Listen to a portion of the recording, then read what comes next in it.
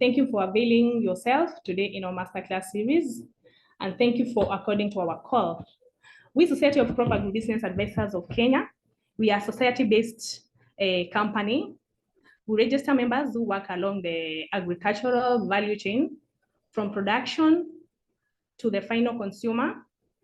And so we register members to be, we register practitioners to become our members. We also do consultancy. We also do advisory services and also advocacies in line with agribusiness value chain. So basically, we work along the agricultural value chain. Now, I'm pleased today to have you on board as we delve to the agroecological and regenerative agriculture topic of today's masterclass. I thank you all for joining us today. For sure, this has been a trending topic of late and in recent past, and we hope that this will continue for the few years because we are currently addressing the agricultural affair in line to climate change, which aligns to our today topic of agroecological and regenerative agriculture. In the world where climate change consequences have been so rampant, it's essential that everyone of us carry this burden and essentially purpose to know where to chip in the value chain of agribusiness and agriculture at large.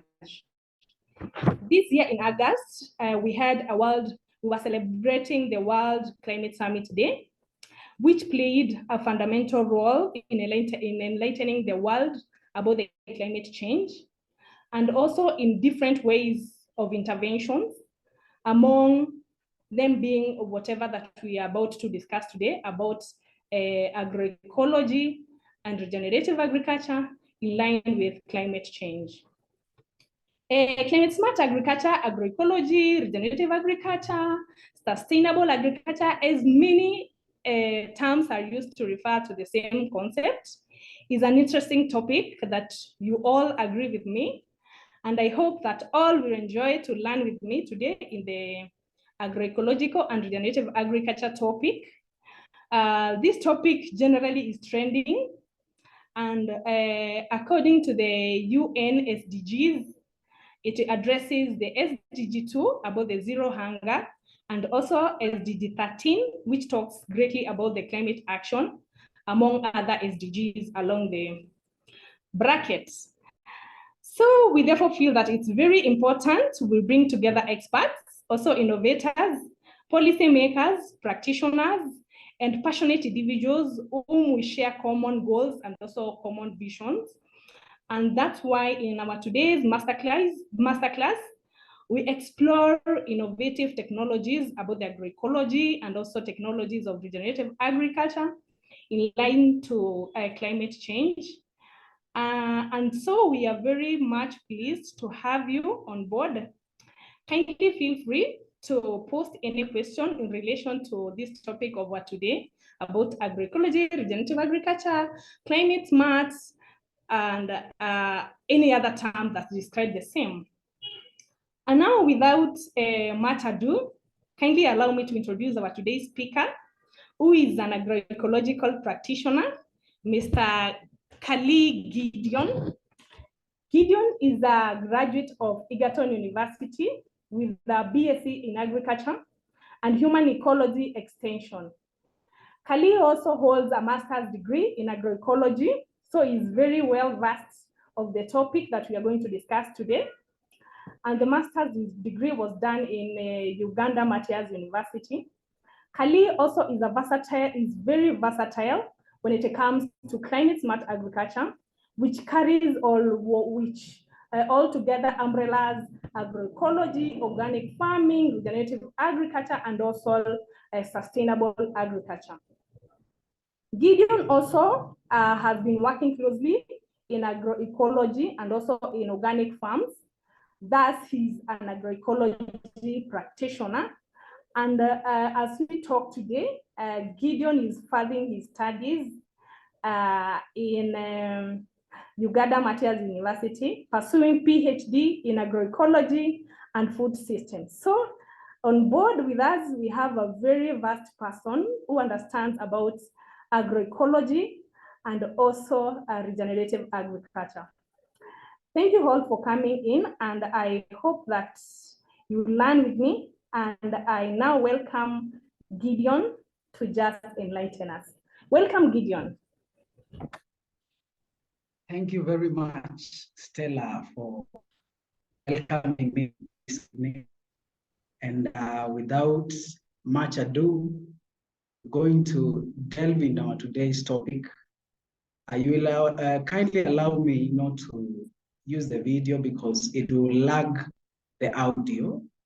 And I wish not to lose any one of us. So I thank you very much for joining, and I hope it will be an interactive session and also a learning session. So let me share the screen so that we can go ahead and begin. Of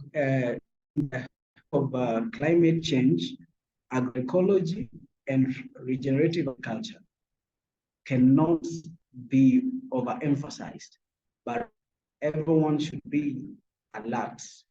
So our topic is interesting. It's agroecology and regenerative agriculture, Nexus. Probably we assume that everyone is aware of this topic. And so that's why I'm going ahead and we'll begin by telling us what agro is and be able to really understand. FAO, that is Food and Agriculture Organization. Agroecology is a farm system approach that takes up a farm as a self-sustaining unit, whereby different plants, animals, and humans in the environment without external input.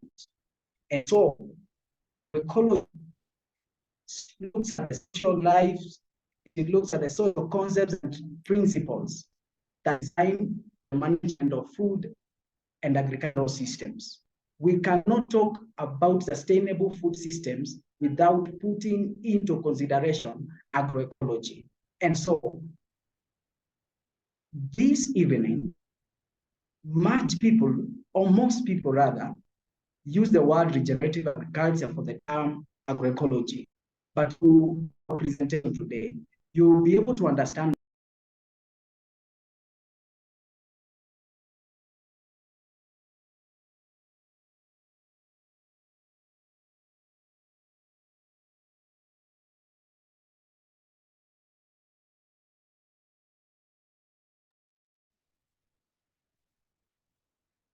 Sorry for that. I think we've dropped Gideon. Sorry for that each. But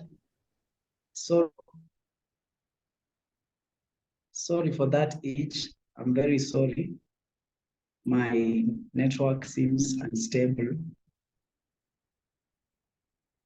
Okay. I hope now you hear me, please. Can you hear me? Yes, Gideon, we can. Okay. Let me carry on then. I was talking about agroecology and how it's of importance that it's part of climate smart agriculture together with regenerative agriculture. And so my slides seem not to be moving, but we're going to continue anyway.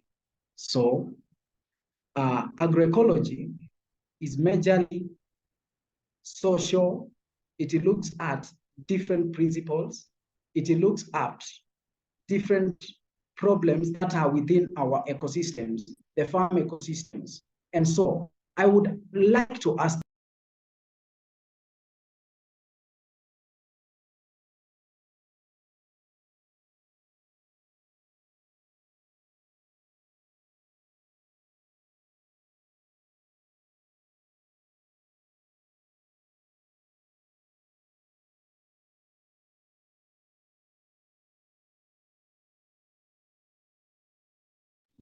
my network to a better one, because it seems that dropping off anyhow.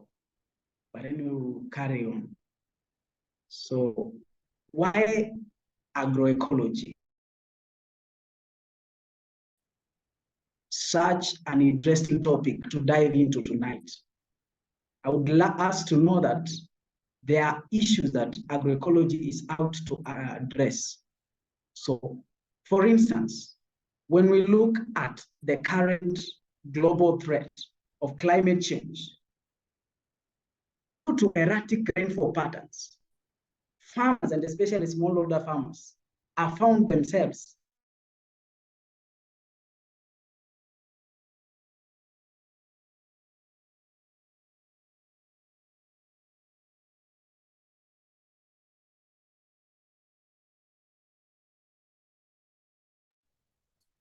Gideon, we are losing you a lot. I don't know what's happening with your network from your side. It's very unstable. We cannot get you clearly.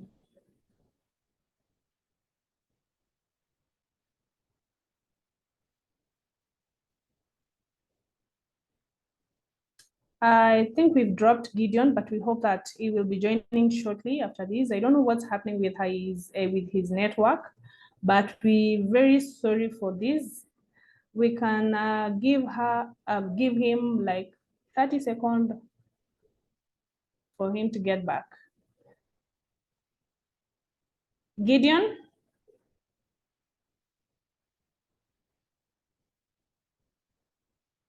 Yes, please. Can help? I see you have some network lapses. I don't know why. And I had already checked my internet very well. I don't know why, but I'm trying to connect. And can now, I would love to know if everyone is hearing me now. Yes, can I hear? Okay, let me just talk. If even if the slides might not be on, I will just continue. So that difference, and this, the first one, as I said, let me just repeat myself, is climate change. And this is seen through erratic rainfall patterns, prolonged droughts, and as a result, yield has been lost, soils have been degraded, and this leads to low productivity among smallholder farmers in Saharan Africa, and especially in the Kenyan setup. And so there is also loss in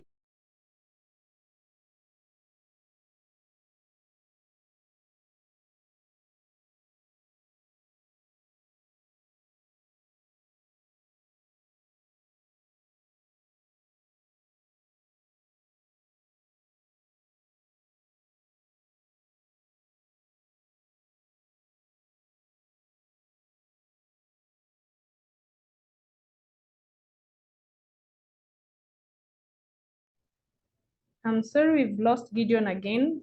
I don't know what's happening from his side. I'm really sorry for this, but let's hope that he's working on his network.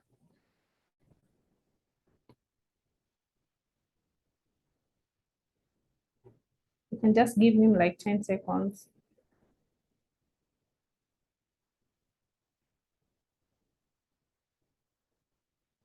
Gideon, kindly unmute yourself. We are losing you.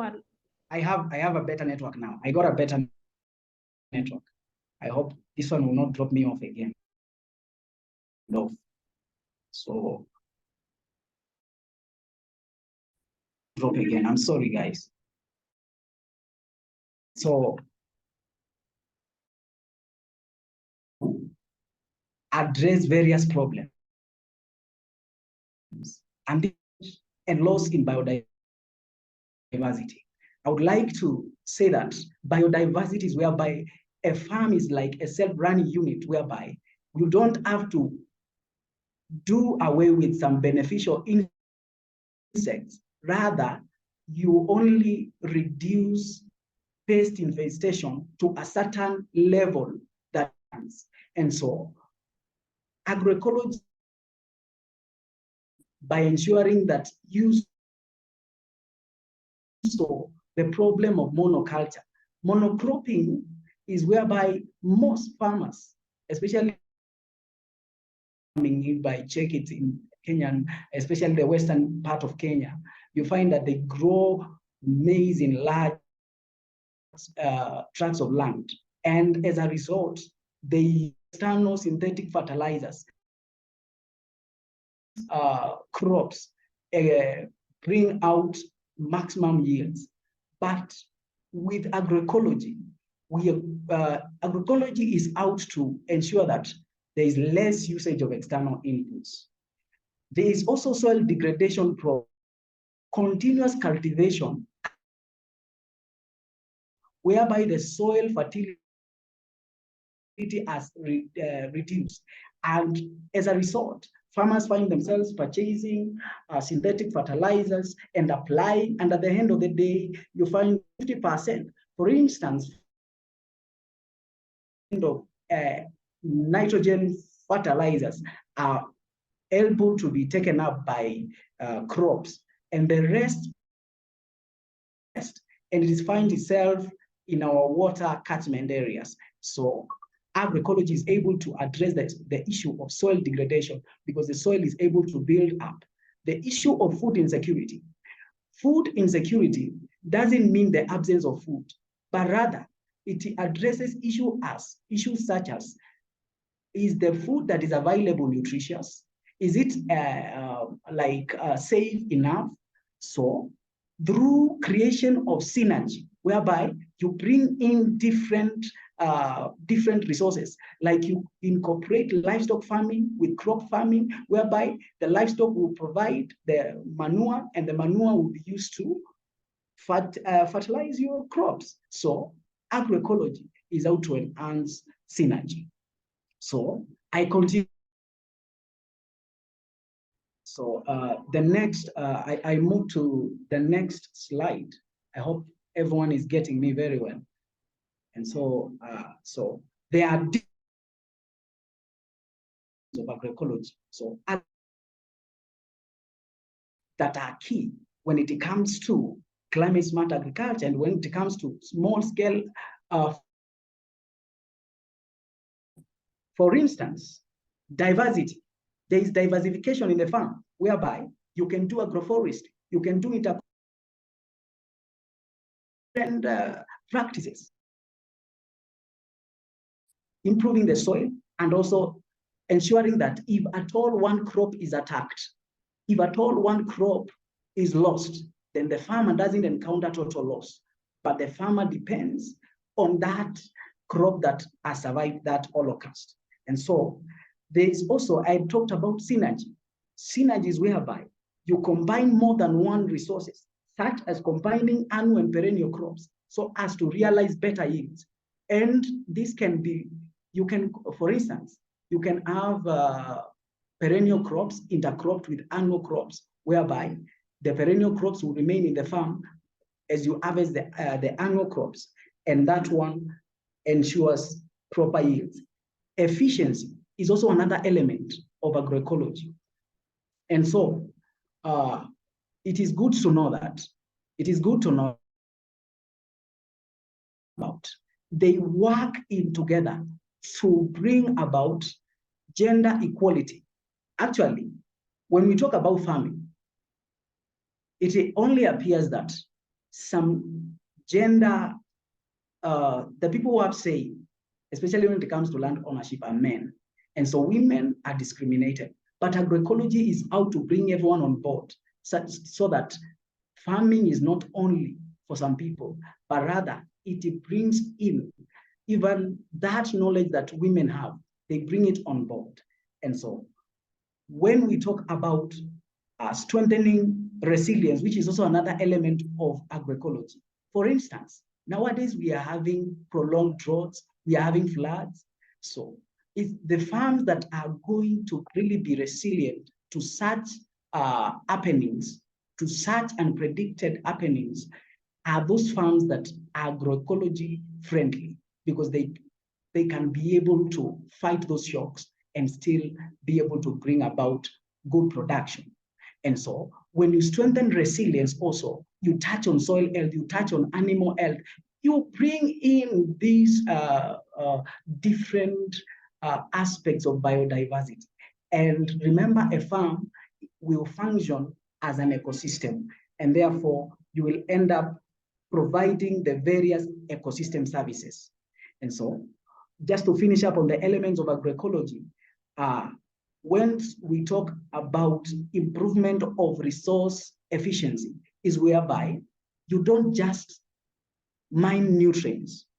The biomass that is realized after harvesting crops such as maize or other legumes, you can pull it back into the soil in form of compost. So you are recycling. You are ensuring that there is no waste. Actually, in agroecology, there is no term as waste. Everything is useful in agroecology. And that's why we say that a farm should be self-sustaining. And so that's enough of the agroecology. What about the regenerative agriculture? What do we really mean when we talk about regenerative agriculture? Regenerative agriculture is a type of farming that majorly improves soil health, and it's primarily through practices that increase soil organic matter in the soil. As you can see on this slide, in the case of regenerative agriculture in Kenya, it has been brought, it has risen as a need due to climate change and the degraded soils, monocropping, more or less the same as agroecology. And I would like us to know that regenerative agriculture is aimed at soil health. When we talk about soil health, is both the soil fertility, the soil structure, that is water infiltration into the soil, so as to realize a healthy crop. You know, unhealthy soil leads to unhealthy crop, or rather, nutrient deficient crop. And that's why most farmers will end up buying synthetic fertilizer without knowing really the kind of nutrients they are providing for their crops. And so it will also improve water management. You see, regenerative agriculture is not out to face off synthetic fertilizers, but rather it's out to just reduce the cost of production, which is incurred through overuse or over-reliance on synthetic fertilizers. And this is made perfect through incorporating cultural practices such as crop rotation, such as intercropping, such as mulching. You bring in other biomass waste, not really waste, but biomass matter that has been converted into useful biofertilizers, such as biochar. So you bring in, and then it helps in soil health, hence high realized yields. So higher health and vitality for farming communities. Once you farm correctly using regenerative agriculture, you will realize higher health and vitality for farming communities because proper nutrients are transferred into the bodies of the population. And all this contributes to climate-smart agriculture practices. So there are also principles of regenerative agriculture. As you can see on this slide, what I tried to highlight here was just to bring into light some of the various principles that regenerative agriculture looks at. When you look at regenerative agriculture, if I can just remind you from the definition that I gave, this is aimed at food production, and it is aimed at ensuring that the food systems have adapt or rather mitigate climate change effects. And this enhances soil. It is a holistic approach that will utilize the available resources, not bringing in external inputs that will lead to incurring extra costs for smallholder farmers. As you can see, it increases biodiversity, as I said. You incorporate crop rotation. You can suppress pest infestation. You can also do away with soil-borne diseases through rotating crops of different families and varieties. You also minimize chemical inputs. I want to emphasize that RA, or rather agroecology, is not out to eradicate the use of chemical inputs, not at all. It's just out to excavate the high cost of production. And that's why we talk about RA practices, using the readily available materials in our farms. So no-till systems, or rather minimum tillage, This ensures that the soil is already covered, to ensure enough soil moisture, to ensure that the soil microbes are inhabitants. Different studies have shown that once the soil is covered, and if the soil has enough moisture, then the soil microbes will function optimally, and that soil will be a living, healthy soil able to grow your crop and realize the expected yields. Integrating livestock in array is key, because these livestock, they create a synergy. It's like a cycle. And that's why we have the term circular agriculture. Circular agriculture ensures that everything is within the system. Cover crops, planting crops like mucuna, sweet potatoes, ensures that the service is covered.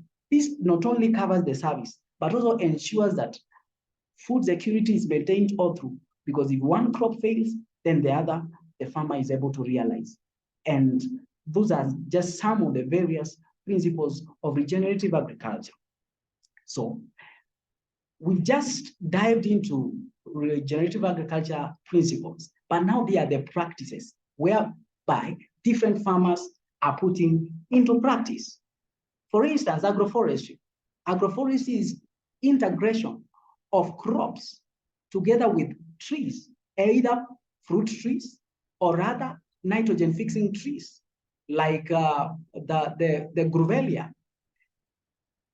Another practice in regenerative agriculture is just what I talked about, animal integration. You can't talk about regenerative agriculture and fail to talk about animal integration. For instance, you have bioslurry that is gotten from animal waste, or rather manure, and that is able to be applied into the soil and improve and provide nutrients that are required by the various crops that the farmer grows. There is the use of biochar. What is biochar? Biochar is a substance that is obtained through pyrolysis of biomass, plant biomass especially, and it is achieved through combustion of this biomass in reduced oxygen presence between 400 and 500 degrees Celsius. And biochar is a soil amender. Remember, it's able to help in carbon sequestration. In the work of climate change, carbon sequestration is key, because it reduces CO2 that is released into the atmosphere, hence reducing the greenhouse gas effect. Composting. Different farmers use different materials. For instance, maize straws. It could be even rice straws. It could be any biomass that is organic matter can be used in composting. And studies have shown, for instance, we are going to look at regenerative agricultural practices project that we've been carrying out in Western Kenya, whereby different farmers have been composting, and results have shown that compost, either solely applied or combined with NPK, is able to improve crop yields. Planting indigenous species. Indigenous species are resistant. They are resilient to drought, and they are able to withstand harsh conditions, even in the hazards. Contour planting. This is capable of reducing soil erosion. So most farmers who have their farm topography too steep, contour planting is able to reduce these impacts.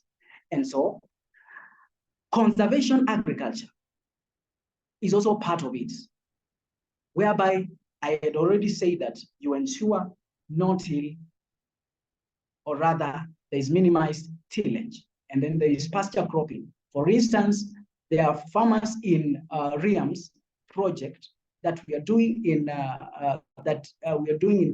conjunction with SNV that are already planting pastures such as bracharia, and they are really better in protein content. So while regenerative agriculture, as I said, is able to increase biodiversity and as a result, ensure nutrition, nutrition, and this leads to health. So biodiversity is realized both above and below. Above meaning that that is the air, or rather the climate above, is taken care of. There is less emission of CO2. And below the surface, there is carbon sequestration, whereby carbon is maximized within the soil. This ends up improving soil structure. There are benefits of regenerative agriculture, and just because of time, I'll run through them. There is realization of yields. Studies have shown that use of different biofertilizers, because if it's compost, if it's bokashi, if it's these readily available materials that have been converted, either even the farmyard manure that we know, once it is converted and applied into the soil, it is not only helps increase yields, but also increases the soil fertility in that specific farm. As a result, this leads to resilience of the soils to various stresses. Water loss is not that fast as compared to soils whereby only solely inorganic fertilizers have been applied without even being overemphasized. RA has led to decreased need for external inputs, because you will just use the very organic biomass that is available in your farm to plow back nutrients, to ensure that there is reduced nutrient mining in your farm. And then production of nutrient-dense foods is inevitable. Erosion of the soil is controlled. The environment is improved, whereby you have beneficial insects that you don't do away with, because you reduce the use of herbicides, the use of fungicides, the use of pesticides that are detrimental to the existence of these beneficial insects. And therefore, at the end of the day, we have plants that are resilient to pest and disease infestation. So we're going to check the case of regenerative agricultural practices for improved livelihoods and markets. That is a RIMS project that we've been carrying out in western part of Kenya and other areas. So, as you can see, it's not only theoretical, majorly theoretical, on what RA is, the elements, and even agroecology. We've seen the connection, but studies have shown that different RA activities for our farmers that we are working with in Western Kenya, they put into practice these practices, and they are yielding results with tangible testimonies covering, for instance, cover cropping. What you can see there, that's cover cropping in one of the RA farmers, and majorly in Kakamega County. There are different examples that I'm going to scroll down, as you can see, just to show you that this is a reality. And if at all our soils are going to stay healthy and be able to give us the desired yields, then we need to adopt different RA practices. This is vermicompost. It's obtained from leaves and all that decomposing materials. And it's from these that you grow vermiworms and you get vermijuice. These vermijuice can be applied directly as fertilizer to your crops, and it will end up boosting the crop yields. And as you can see there, that's one of the farmer trying to package the same. These are the vermiworms that are used in vermicompost, which helps in improving soil structure as they break down organic matter to enhance decomposition. This is ash brew. Ash brew can be used for both pest control and also contains phosphorus, which is in ash, and is able to help in crop production, reducing, rather excavating, that is bringing low the number of pest infestation. In RA, we do not necessarily eradicate totally pest or disease infestation. We only control to a minimum economic level. Intercropping is also realized. Most of us know that we intercrop legumes with other kind of crops for nutrient nitrogen fixation. But here, as you can see, this is a farmer who has intercropped sugarcane with groundnuts. And then the composting that I was talking about, you can compost your materials and ensure that you use the right method of composting so as to realize a good and viable compost matter. There is mulching. You don't just throw away or burn. You know, there's the linear way of doing things as advocated by modern agriculture. But ARE advocates that we go the broader way, integrated farming way, integrated crop system, which ensures that you return the very organic matters into the soil. For instance, if you have maize straws or stovers, as you can see, you use them for mulching. We have agroforestry. You ensure that you grow crops, either fruit crops or other beneficial trees, such as the Govelia. They will act as windbreaks in your farm, and at the end of the day, if at all there are strong winds, your crops are not affected as such. Then, for instance, I would like to give you, for instance, I visited a farmer whereby a research was being carried out for beans, whereby beans in that block A, as you can see there, had been, compost had been applied.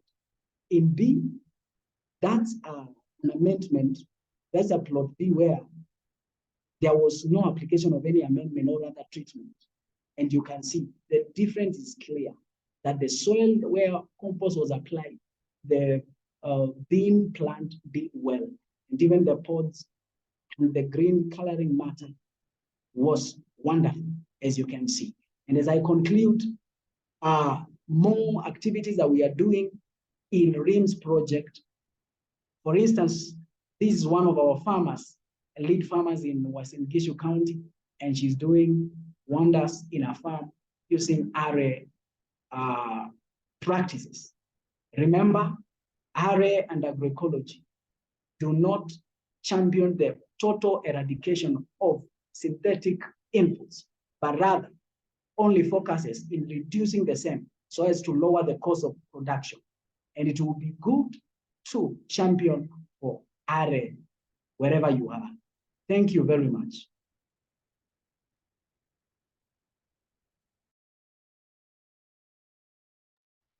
Thank you very much, Gideon,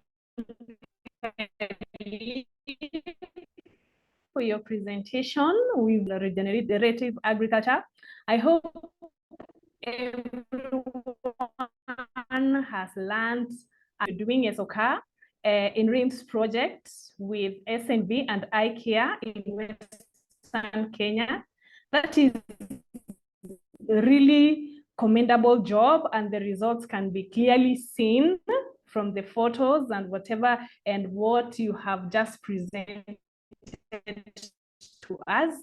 That's a good job you're doing. Gideon, there are questions that are coming in, and in case of our listeners, if at all you have your question, kindly you can post them on our Q&A section. Gideon, on the matters of policies around the regenerative agriculture and farming, do we have any active policy in Kenya currently? Do you think agroecology and regenerative agriculture in today's farming is a promising technology to boost and maybe to do a climate change mitigation? Can it just do a boost on climate change adaptation? As we wait for others from our listeners. Thank you so much for that question. And I'm going to respond to that question in that in Kenya, specifically, there are different policies in the agriculture sector, and there is no definite RA policy that is in existence, but you find that RA practices have been captured in different policies and strategies that are either being written or have already been written. For instance, Kakamega County was domesticating the horticulture and development policy, or rather strategy.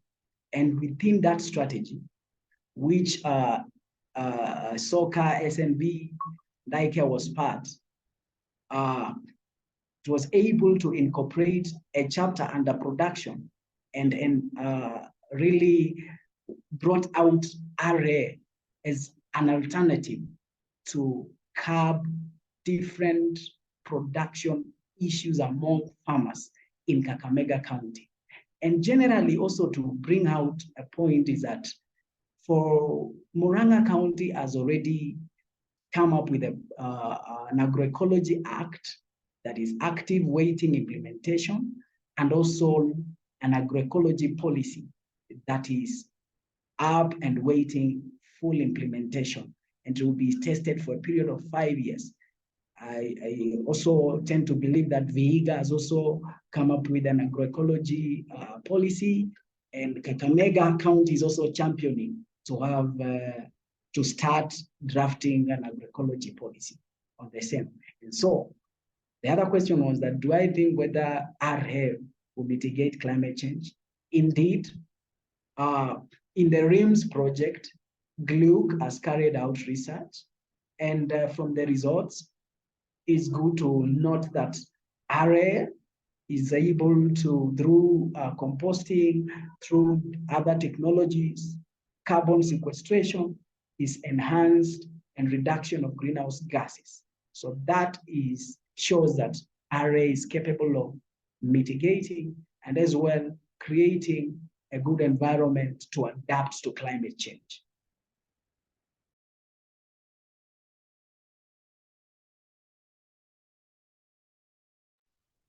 Thank you, Gideon, for the response. There is another question on the Q&A from Eric.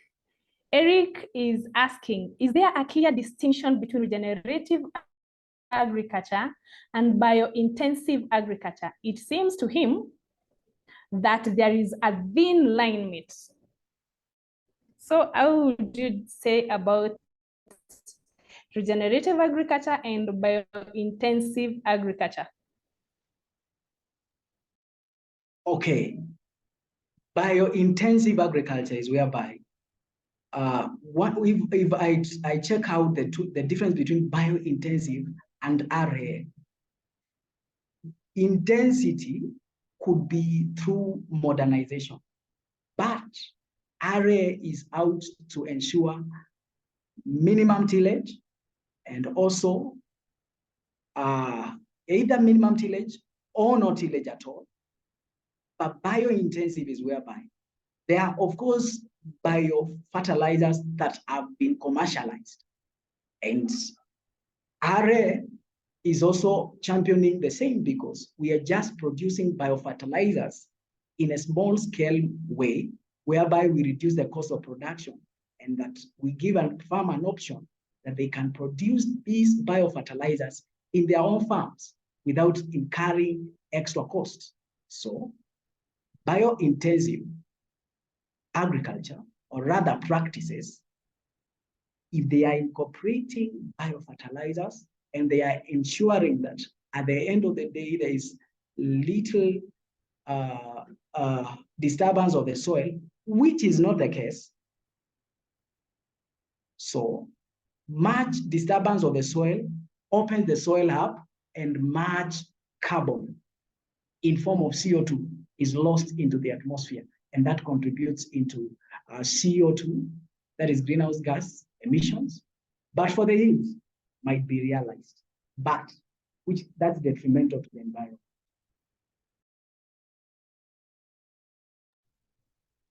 Thank you. I hope, Eric, your question has been well answered.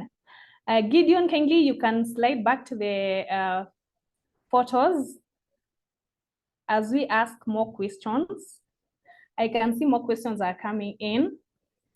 Someone is asking, is it doable? Is agroecology doable, or regenerative agriculture, is it doable on large-scale farming, or is it only on small-scale farmers or smallholder farmers?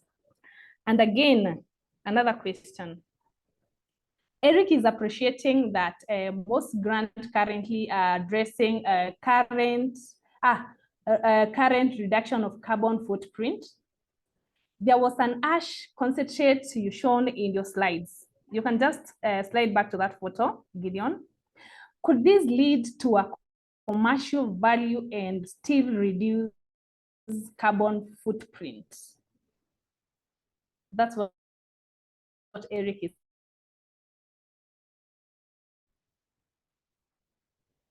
Thank you very much for the question. I'm trying to bring up the slides, the very slides, but it seems that my machine is not cooperating very well. So just allow me respond to the questions as I try also to see whether the slides can come up.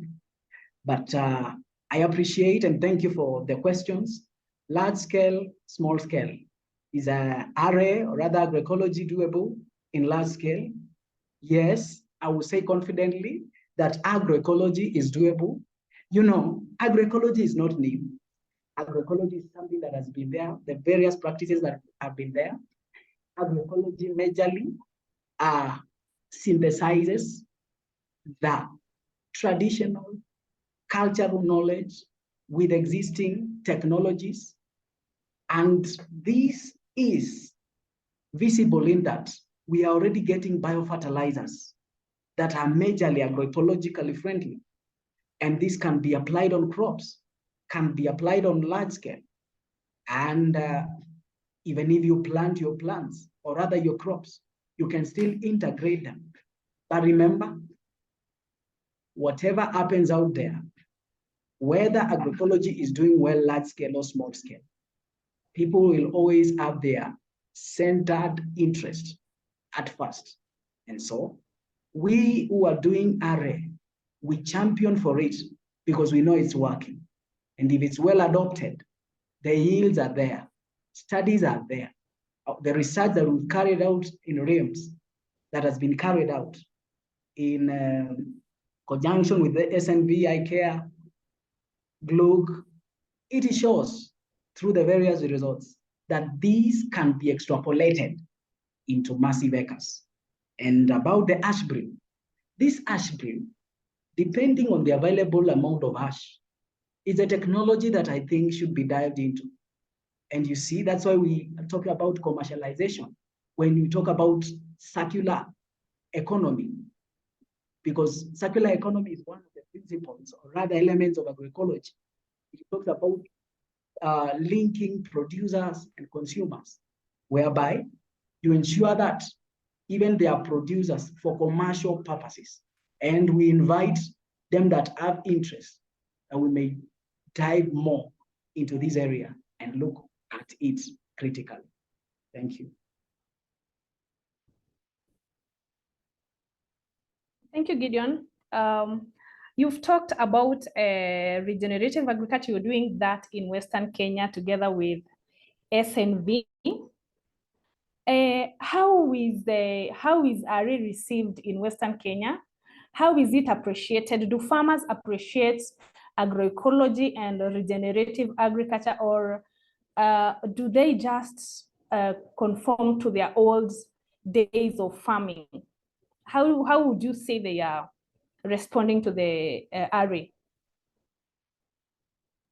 Thank you very much, Stella, and I hope everyone is getting me loud and clear. Farmers' reception of regenerative agriculture in Western Kenya has been amazing, because we've been having farmer field schools whereby farmers have been trained, farmers have been taught on the various regenerative agriculture practices, on how to use them in their various farms, on how to reduce the cost of production. When they check on their balancing between the outcomes, the long-term outcomes, let me use that word, the long-term outcomes of regenerative agriculture outweighs the very commercial and synthetic intensive agriculture, if I can use that word, because you only apply fertilizer for a season and you will continue using it. You have to buy another fertilizer. Even in the midst of government subsidy, the production, rather the cost of production is higher. And farmers have witnessed that. Better yields, healthier crops, nutrient-dense produce or yield is realized.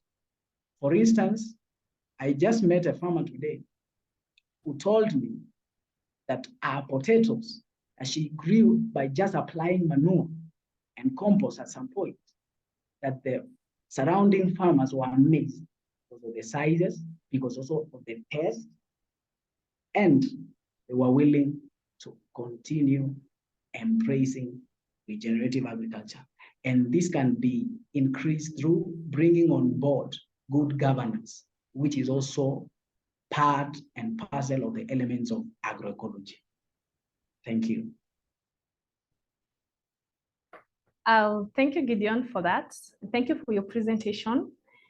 Thank you for the way you've responded to different questions. We really appreciate your sharing of knowledge.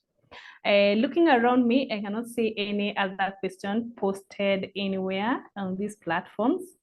I really appreciate our colleagues, our viewers and listeners. I really appreciate for your time. I hope that you've learned a lot around agroecology and regenerative agriculture, so that you can at least restore our degraded soil and also sustain our environment. Thank you for the session that has been. We always do our masterclasses on after every 2 weeks. We always post our links on different platforms. We'll always be doing that. We'll meet here again next week, part 1, for a different topic around the food system, because we are very passionate about food systems along the value chain, which is an interesting topic and an interesting area of study in current situation and trends. So I thank you all for joining us today, and I hope to see you in the next 2 weeks. We'll share our next link on different platforms. Thank you, everyone. You can share any other question that you may come across on our platforms. We'll be glad to answer to you afterwards.